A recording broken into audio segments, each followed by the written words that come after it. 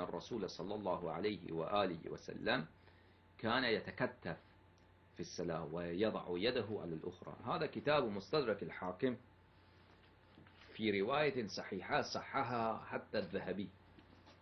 لاحظوا ماذا يقول. هذا كتاب المستدرك على الصحيحين للذهبي للحاكم النيشابوري، الجزء الأول طبع دار الفكر في سنة 1430 دار الفكر بيروت لبنان. في هذا الكتاب نراجع صفحة 326 أول بلي كتاب الصلاة رقم الرواية 815. يقول بلي هذا حديث صحيح على شرط الشيخين، على شرط الشيخين. ويقول الذهبي في التلخيص وافقه الذهبي في التلخيص على شرطهما، فالرواية في غاية الإتقان من ناحية السند عند القوم.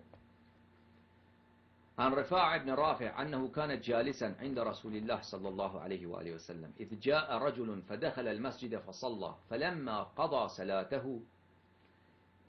قضى صلاته جاء فسلم على رسول الله صلى الله عليه وآله وسلم وعلى القوم، فقال له رسول الله صلى الله عليه وآله وسلم: وعليك، ارجع فصلي فإنك لم تصلي. وذكر ذلك إما مرتين أو ثلاثة. فقال الرجل: ما أدري ما عبت علي من صلاتي. فقال رسول الله صلى الله عليه وآله وسلم وهو يعلمه الصلاة: إنها لا تتم صلاة أحد حتى يسبغ الوضوء كما أمره الله عز وجل، يغسل وجهه ويديه إلى المرفقين ويمسح رأسه ورجله إلى الكعبين ثم يكبره ويمسح رأسه ورجله. وهذا دليل على مسح الرجل رجل. شفتم؟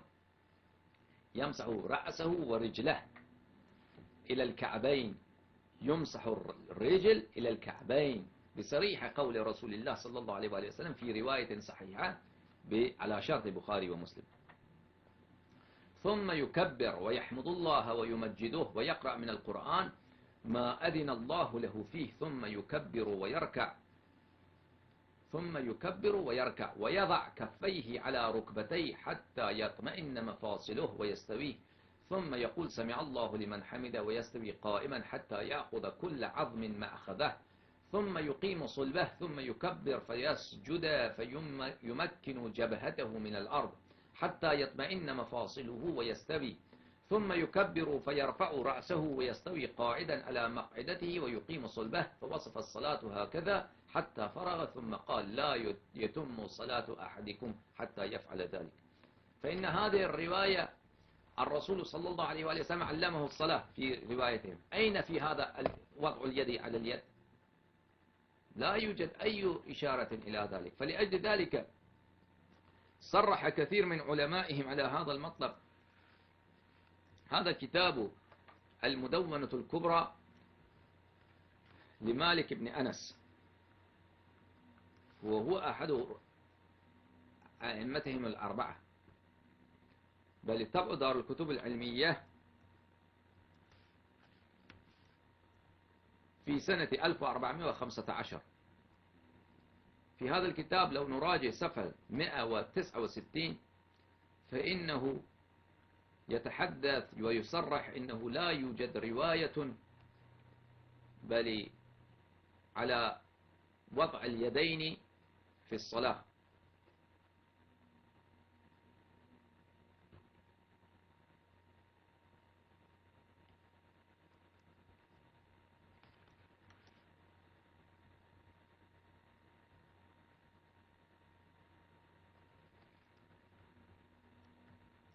كتاب الصلاة الأول صفحة 169: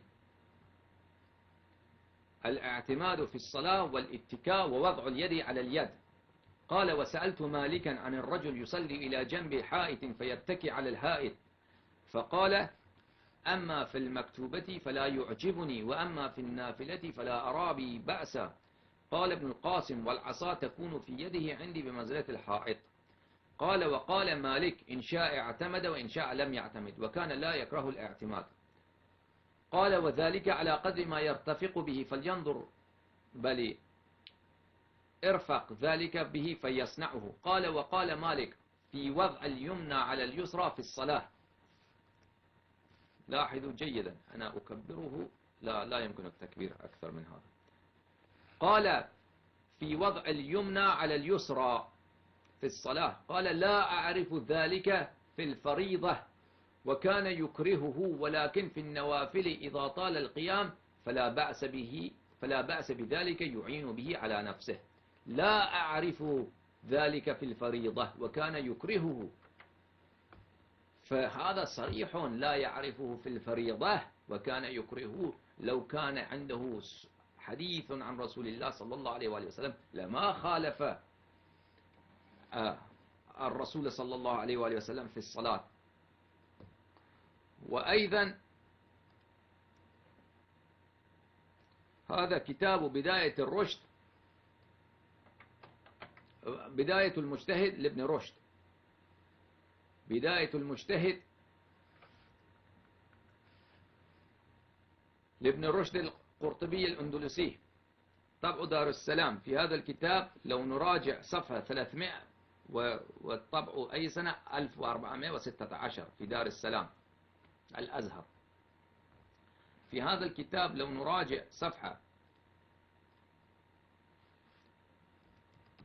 323 المسألة الخامسة اختلف العلماء في وضع اليدين إحداهما على الأخرى في الصلاة، فكره ذلك مالك في الفرض وأجازه في النفل، ورأى قوم أن هذا من فعل سنن الصلاة وهم الجمهور. والسبب في اختلافهم أنه قد جاءت آثار ثابتة نقلت فيها صفة صلاته صلى الله عليه وآله وسلم، ولم ينقل فيها أنه كان يضع يده اليمنى على اليسرى.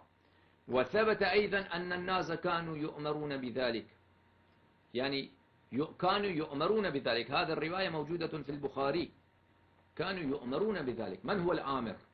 إذا كان الآمر رسول الله صلى الله عليه وآله وسلم فلماذا لم تذكروه؟ كانوا يؤمرون بذلك، هذا لا يكفي في ثبوت السنة.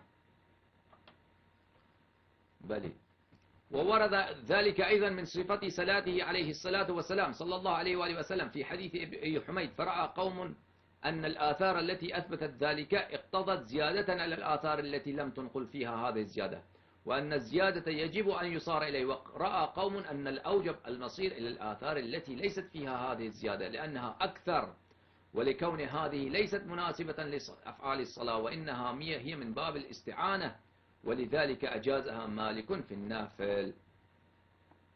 وهناك أدلة أخرى كثيرة إن شاء الله سوف نثبت لكم في المستقبل. السلام عليكم، تفضلوا.